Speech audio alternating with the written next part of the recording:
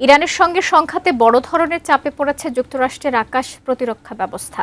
বিভিন্ন আন্তর্জাতিক সংবাদ মাধ্যমগুলো বলছে দেশটির শক্তিশালী থার্ড ইন্টারসেপ্টরের মজুত প্রায় শেষের পথে। কিন্তু আসলেই কি অস্ত্র ভান্ডারের সংকটে পড়ছে ওয়াশিংটন, নাকি এসব দাবির পেছনে রয়েছে ভিন্ন কৌশল?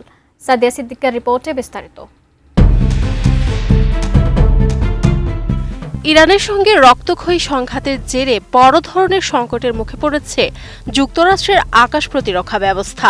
সম্প্রতি তেহরানের সঙ্গে যুদ্ধের পর যুক্তরাষ্ট্রের অস্ত্র ভান্ডার নিয়ে এক চাঞ্চল্যকর ও বড় তথ্য সামনে এনেছে মার্কিন প্রভাবশালী সংবাদ মাধ্যম CNN।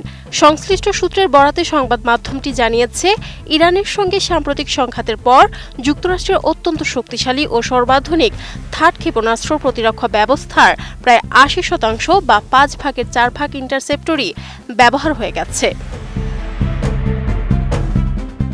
এর আগে রয়টার্স ও CBS নিউজের প্রতিবেদনেও বলা হয়েছিল যে যুদ্ধের সময় যুক্তরাষ্ট্র তাদের দূরপাল্লার নির্ভুল ক্ষেপণাস্ত্রের বৈশ্বিক মজুতের প্রায় সবই খরচ করে ফেলেছে।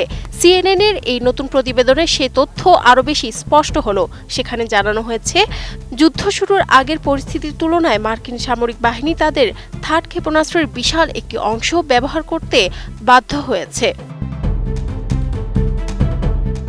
উন্নত মানের কাঁচামাল RIL অ্যাঙ্গেল এন্ড চ্যানেল, এখন কাঠের দিন শেষ, RIL এর বাংলাদেশ।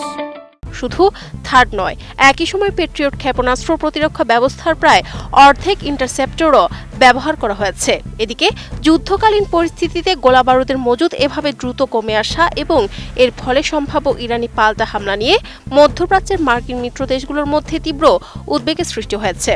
প্রতিবেদনে বলা হয়, এই অস্ত্র সংকট ও মিত্রদের আশঙ্কার বিষয়টি গুরুত্বের সঙ্গে বিবেচনা করে ইরানের মূল অবকাঠামো লক্ষ্য করে পূর্ব নির্ধারিত বড় পরিসরের হামলা থেকে শেষ পর্যন্ত সরে আসেন মার্কিন প্রেসিডেন্ট ডোনাল্ড ট্রাম্প।